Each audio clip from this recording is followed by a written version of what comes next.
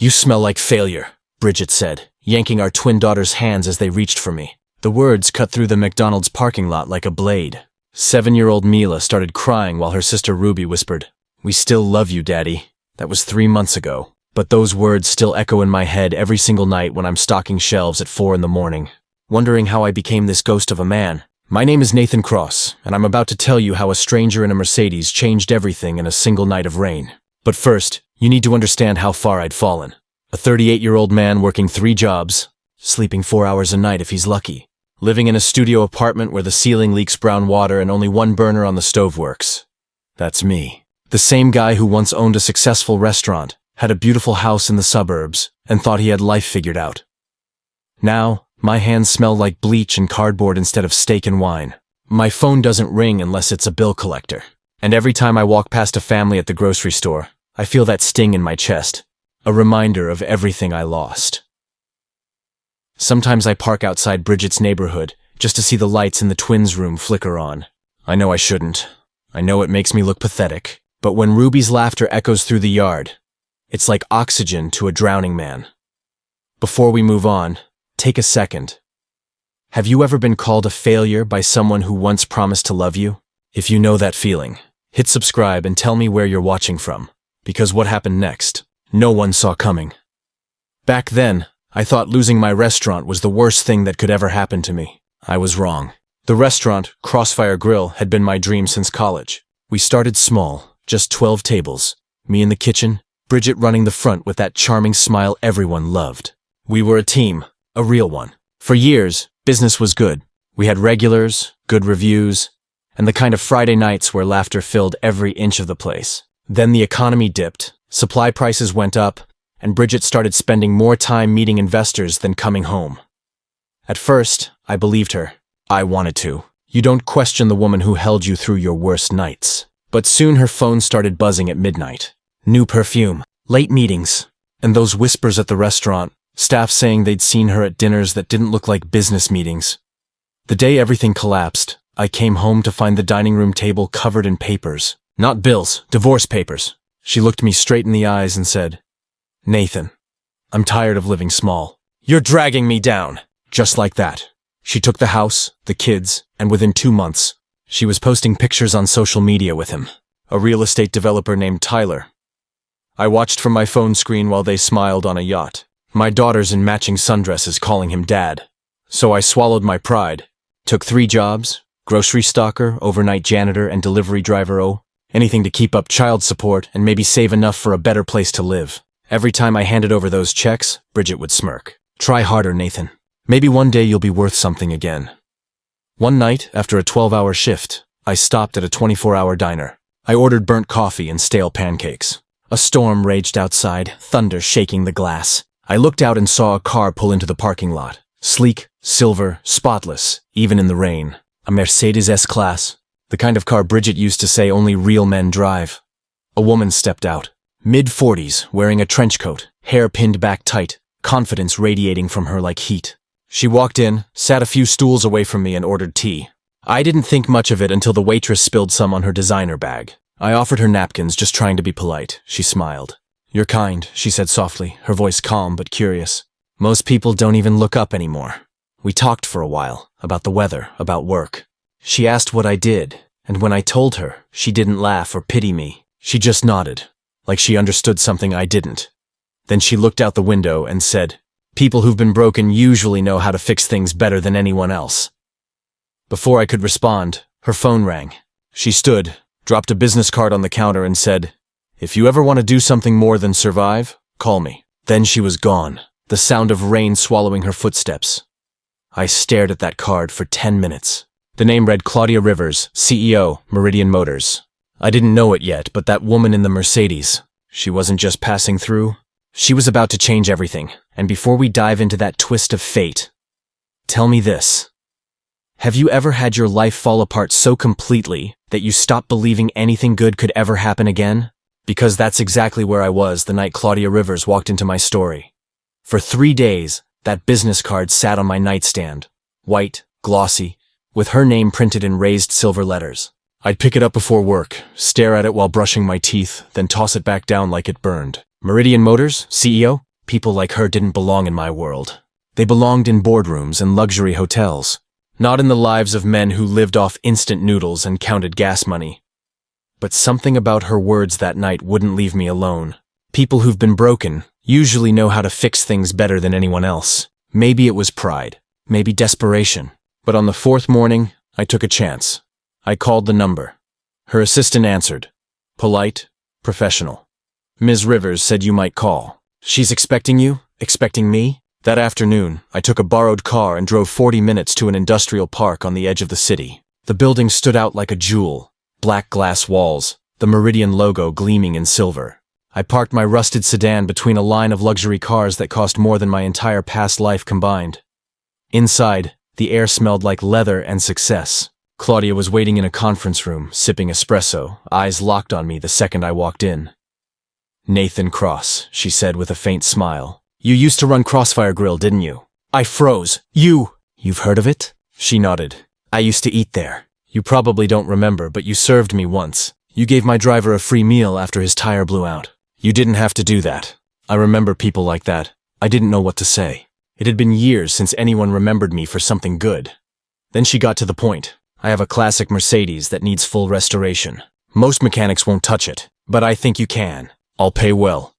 And if you do it right, there might be more work. I wanted to laugh. This felt unreal. But when she slid the photos of that car across the table, my hands started trembling. It was a 1971 Mercedes 280 SL, a legend. My father used to dream about it. I agreed on the spot. The next week, the car arrived at the old auto shop where I sometimes helped out. It was a wreck, dense rust, engine barely breathing. But something inside me woke up. Every night after my shifts, I'd sneak back into the shop, pulling parts, sketching blueprints, rebuilding it piece by piece. I hadn't felt that alive in years. One evening, I looked up from under the hood and saw Claudia watching quietly from the doorway. Rain tapping against the roof, her Mercedes parked outside again. You weren't lying, she said softly. You really do know how to fix things. I shrugged, wiping grease off my hands. Machines make sense. People don't, she smiled, almost sad. Maybe that's why I like machines too. We talked for hours that night. About failure, second chances, and how some people have to break before they can rebuild. And for the first time in a long time, someone looked at me not like a mistake, but like potential. Before we move on, take a breath. If someone ever believed in you when you didn't believe in yourself, drop a comment. Because that night, in that dim garage, I didn't just fix a car. I started fixing myself. 3 weeks passed. Every night, I'd work on that car like it was my ticket out of hell. And maybe it was. Each bolt tightened, each wire replaced, felt like one small victory against every voice that ever told me I was nothing. When I finally rolled the Mercedes out under the streetlight, it looked like art. Deep silver, polished to perfection, engine humming like a heartbeat. I stood there, exhausted but proud. For the first time in years, I'd finished something that mattered. Claudia arrived just as dawn broke. Her eyes widened when she saw it. Nathan, this is flawless, she whispered, running her fingers along the hood. You did this alone? Couldn't afford help, I said, forcing a smile. She laughed softly, then pulled something from her coat pocket, a thick folder. I think you're done fixing other people's cars. I want you to come work for me. I blinked. Work for you? Head of restoration, she said. Meridian Motors is launching a luxury classic line. We need someone who understands more than just mechanics, someone who understands redemption. For a moment, I thought I was dreaming. I hadn't worn a suit in years. My last office was a grocery stockroom that smelled like bleach, and now this woman was offering me a seat at a table I'd never even imagined sitting at. But I couldn't help it. Bridget's voice echoed in my mind. You're dragging me down. Nathan, I don't know if I can, I muttered. I've been out of that world too long. Claudia tilted her head. That's exactly why you can. You've lived what most men only pretend to understand. Loss, rebuilding, humility. People will follow a man like that. Her words hit me like lightning. For years, I'd been begging for one break, one person to see me. And now that moment was right in front of me. I said yes. The next few weeks were a blur. Paperwork, designs, strategy meetings. For the first time in a decade, my alarm clock wasn't the sound of despair. I'd go to sleep with ideas buzzing in my head, not regret. Then, one Thursday morning, as I walked into the Meridian lot, a familiar voice stopped me cold. Well, look who made it out of the junkyard. Bridget. Standing there, sunglasses on, holding a coffee cup like it was a trophy. She was with Tyler, her husband, who just smirked. "Didn't expect to see you somewhere like this, Nathan," he said. Bridget looked around, unimpressed. "Let me guess, janitor. Parking attendant?" Before I could respond, Claudia appeared beside me. "Actually," she said calmly, "he's our new head of restoration. We're building something extraordinary together." The smirk disappeared. Bridget blinked, speechless for once in her life. "Head of what?" she stammered. Claudia smiled, that subtle kind of power only confidence gives. "Head of restoration. You should come to the launch next month. You'll see what real success looks like."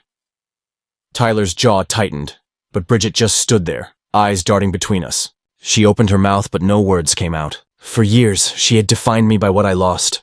And in that moment, she realized I wasn't the same man she left behind. I just nodded politely and walked away. That was the day I stopped surviving and started winning. The morning of the launch felt unreal. I stood backstage at the Meridian showroom, hands trembling, staring at the massive silk cover draped over the car that had become my redemption. The new Meridian Phoenix, inspired by the restoration I'd done for Claudia. Every inch of it carried my fingerprint, my design, my craftsmanship, my story. Journalists, influencers, investors, they all gathered under the glowing chandeliers, waiting for the reveal. Cameras flashed, microphones buzzed, the air thick with expectation. Claudia stood beside me, calm as ever. "You nervous?" she asked quietly. "I've worked on engines my whole life," I said, "but I've never had one with this much pressure." She smiled. "Pressure turns steel into something unbreakable. Remember that." The curtains opened. The crowd gasped. The Phoenix gleamed under the spotlights like liquid silver. Elegant, powerful, alive. My chest tightened as applause erupted. For a split second, I saw every long night, every insult, every broken moment, all of it melting away into this one victory. Then I saw them. Bridget and Tyler standing at the back of the room, their expressions frozen. The twins were there too, holding hands, eyes wide with awe. Ruby whispered something to Mila and pointed toward me. "Daddy built that," Ruby said loud enough for the people around her to hear. That was it. That was the moment. My daughters, my reason for everything, looking at me not with pity, but with pride. After the launch, I walked out to the parking lot to catch my breath. That's when Bridget appeared again. Gone was the smugness. Gone was the sneer. "Just silence. You really did all this?" she asked, her voice trembling. "Every bolt," I said. She hesitated. "The girls, they've been talking about you non-stop. Maybe we can—" "No," I cut her off gently. "You made your choice, Bridget. You taught them who I wasn't. Now they're finally seeing who I am." She swallowed hard, tears forming, but I walked away. I'd cried too many nights over someone who laughed at my pain. I wasn't doing that anymore. As I reached the car, Claudia was waiting. "You did it," she said softly. I nodded, staring at the reflection of the Phoenix in the glass doors. "No," I said. "We did." The next week, the story exploded online. The mechanic who became a CEO's right hand. Interviews, calls, new clients. My name finally meant something again. Not because of who I was married to, but because of what I could do. That same week, I moved into a new apartment. A real home. The twins came over for dinner. We made spaghetti, watched movies, laughed until midnight. For once, the sound of their laughter didn't hurt. It healed. When I tucked them into bed, Mila whispered, "Daddy, can we tell Mom we want to stay with you more?" I just smiled and said, "You tell her whatever your heart feels, sweetheart." I turned off the light and stood in the doorway for a moment, watching them sleep.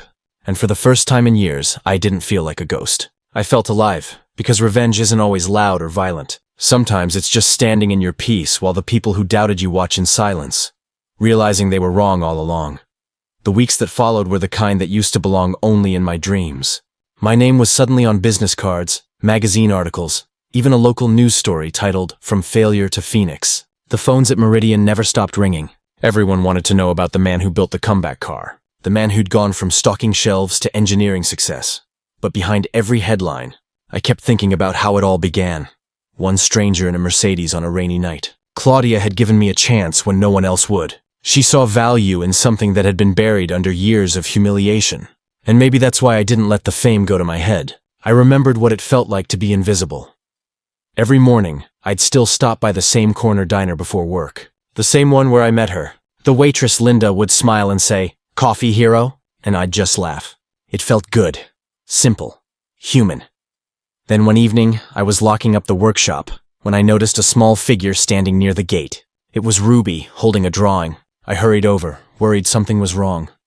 Mom said we could walk over after school, she said shyly. I wanted to show you this. She handed me a sketch. A car with wings, drawn in bright crayon colors. It's called the Phoenix 2, she said proudly. My chest tightened. You think I should build it? Ruby grinned. Yeah, but this one should be pink. Mila says it's gotta be pink. I laughed until my eyes stung. That drawing went straight on my office wall the next day. Meanwhile, life for Bridget and Tyler started to unravel. Word around town was that Tyler's company was under investigation. The fancy cars disappeared. The house went up for sale. For years, I had imagined revenge as something loud. A moment where I'd get to scream, "See, I told you so." But when it finally happened, I didn't feel triumph. Just peace. Claudia noticed the change in me. One afternoon she said, "You've built something bigger than a company, Nathan. You built proof. That character outlasts circumstance." And she was right. Because the greatest revenge wasn't about proving Bridget wrong. It was about proving myself right. A few weeks later, I invited my daughters to the Meridian track for a special event. The new Phoenix R was ready, a tribute to second chances. The girls climbed in, eyes wide with excitement. I told them to buckle up, press the ignition, and the engine roared to life. We drove under the sunset, the city lights stretching across the horizon. For a moment, everything went quiet. No anger, no bitterness, no past, just freedom. When I looked in the rearview mirror, I saw their smiles reflecting back at me. That's when I realized revenge had nothing to do with destroying someone else's life. It was about rebuilding mine.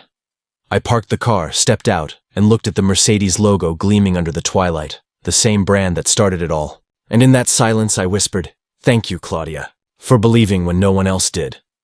The road that once led me to shame now carried me home, and I intended never to turn back again. It was a crisp Friday evening when Claudia called me into her office. Her tone was serious, but her eyes carried that familiar glint, the one that always meant something big was about to happen. On her desk sat a stack of blueprints, a golden pen, and a single sealed envelope. "We're expanding," she said. "Europe wants the Phoenix. Investors are pushing hard. But there's one more thing.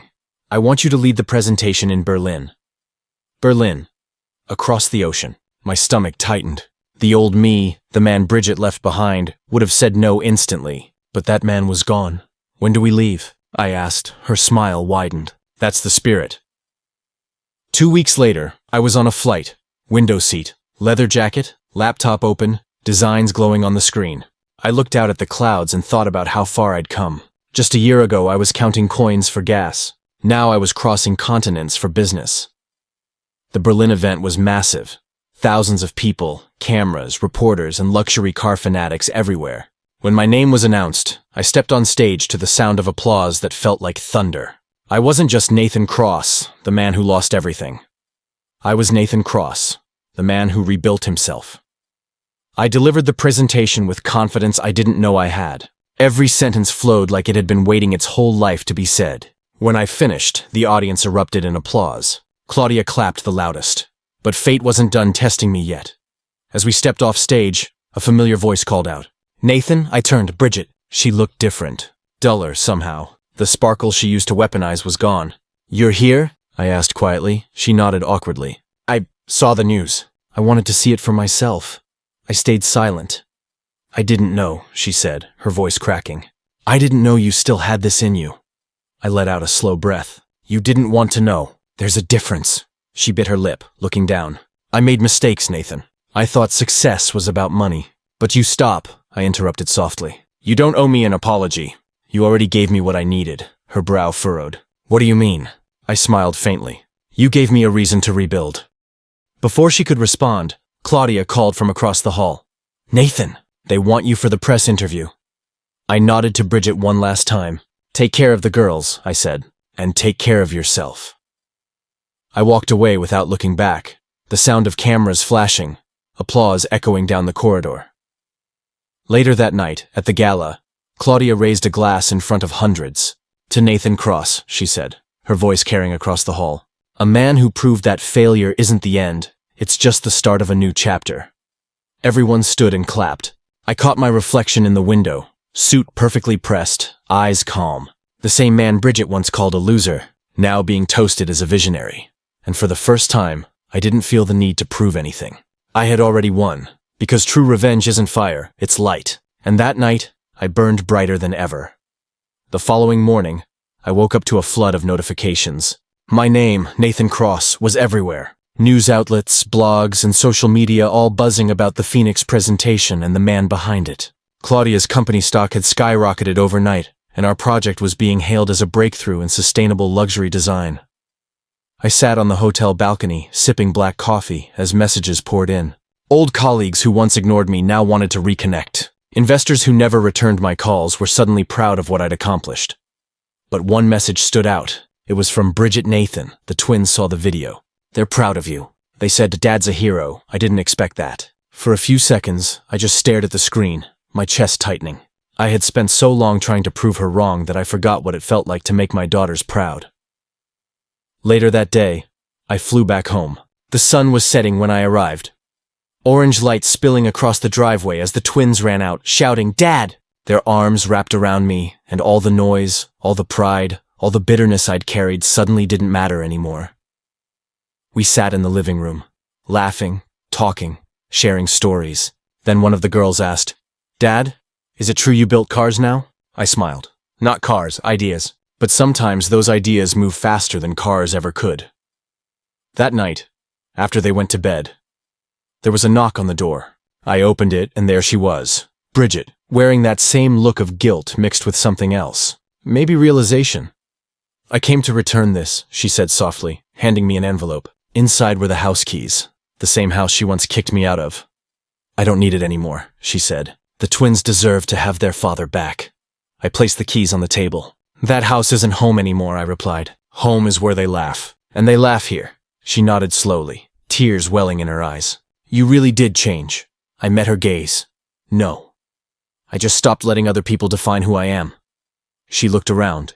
The modest apartment, the sketches on the walls, the pictures of the twins taped to the fridge, and whispered, "You built something beautiful out of what I destroyed." I didn't respond. She didn't need me to. Just then my phone buzzed again, a call from Claudia. "Nathan, Mercedes wants you in their design panel next quarter, and they want you as the lead." I couldn't help but smile. "Tell them I'll think about it," I said. When I hung up, Bridget looked stunned. "Mercedes, the company?" "Yeah," I said simply. "Funny how life circles back, huh?" She laughed softly through the tears. "You deserve it, maybe," I said. "But it's not about deserving anymore. It's about doing." Before she left, she hesitated at the door. "Nathan, can we, Bridget?" I interrupted gently. "You made your choice. I've made mine. Let's both live with them." She nodded, then turned and walked away into the night. I closed the door, leaned back, and let out a long breath. For the first time in years, everything was quiet. No bitterness, no regret. Just peace. And as I looked at the frame drawing my twins made, a stick figure dad standing beside a shiny car with the words, "My hero," scribbled underneath, I realized something. The real revenge wasn't about money or success. It was about becoming the man they could look up to. The days that followed felt like stepping into a life I'd once only imagined. Emails turned into meetings, meetings turned into contracts, and contracts turned into opportunities I never thought I'd see again. But even as everything started to move forward, I stayed grounded, because this time, I knew exactly what mattered. The twins began visiting me every weekend. We cooked, laughed, and built Lego cars on the floor while music played in the background. One evening, as they fell asleep on the couch, I realized something strange. Success didn't taste like revenge anymore. It tasted like peace. But fate wasn't done with me yet. 2 weeks later, I received a letter in the mail. Not an email, an actual handwritten letter. It was from Bridget. She wrote about how she'd been seeing a therapist, trying to understand why she tore everything apart. She admitted she let her insecurity and pride turn love into resentment. "I told the girls you were a failure," she wrote. "But I see now. I was just afraid that you'd succeed without me. There was no anger left in me to give." I folded the letter and placed it in a drawer. Some stories don't need dramatic endings, just quiet acceptance. That night, I drove to the pier. The same one where I used to take the twins before everything fell apart. The same place Bridget once said was too cheap for family photos. I stood there under the dim yellow lights, feeling the sea breeze hit my face, watching the waves crash like they'd done 1,000 times before. That's when a familiar car pulled up, a black Mercedes. The passenger window rolled down, and Claudia leaned out, smiling. "You really like dramatic views, huh?" she said, stepping out of the car with her umbrella. Maybe, I replied, but this one reminds me how far I've come. She handed me a folder. Your official contract. Mercedes panel lead. You ready for this? I took it, flipping it open. My name printed in bold letters across the top. Nathan Cross, Senior Innovation Partner. Yeah, I said quietly. I'm ready, she smiled, then glanced toward the horizon. You know, most people chase revenge for closure. But you found something better. I looked at her. I found purpose. The rain started again. Light at first, then heavier. We stood there in silence, both knowing that this was the full circle moment. Before we left, I took one last look at the pier. The waves, the rain. Everything that once felt like the end. Now, it looked like the beginning. On the drive back, the twins called me from Bridget's phone. Mila said, Dad, can we come to your work one day? We want to see the cars! I laughed. Soon, sweetheart. Real soon, Ruby added. Mom said she's proud of you too. I paused for a second. That's nice to hear, I said softly. When the call ended, Claudia glanced over. You okay? I smiled. For the first time in a long time, she nodded. Good. Then don't look back. You're not that man anymore. As the car rolled through the city lights, I caught my reflection in the window. Calm, steady, confident. The man Bridget once called a loser had disappeared, and in his place stood someone rebuilt by pain, persistence, and a little bit of rain. Before we wrap this up, make sure to hit subscribe and tell me where you're watching from. I love hearing your stories too, because sometimes the best revenge isn't proving them wrong. It's becoming the person they never believed you could be. A year later, the world looked completely different. I wasn't stocking shelves anymore. I wasn't sleeping in a leaky apartment or counting pennies for gas. I was walking onto a stage in Berlin, under bright white lights, as the lead innovation partner for Mercedes-Benz. Cameras flashed. People applauded. But my eyes searched for just two faces in the crowd. Mila and Ruby, sitting in the front row with little badges that said VIP guest. They waved, grinning ear to ear, and I couldn't help but laugh. I started my speech not with statistics or market trends, but with something simple. 3 years ago, I was called a failure. But sometimes failure is the best teacher you'll ever have. The room went silent. You could feel the weight of it. I didn't talk about revenge or success. I talked about rebuilding, about how falling apart gives you the chance to start over right. After the event, the twins ran up and hugged me so tight I could barely breathe. We told everyone you're our hero, Dad, Ruby said proudly. And just like that, all the long nights, all the pain, all the humiliation, it finally made sense. Before leaving, I looked up at the massive Mercedes logo glowing above the building. It wasn't just a symbol of success anymore. It was proof that no one stays down forever. As we drove back to the hotel, the girls fell asleep in the back seat. The city lights danced across their faces, and I smiled to myself. You smell like failure. Bridget's words echoed faintly in my mind, but this time I laughed, because now I smelled like redemption, like rain, like a comeback, like peace.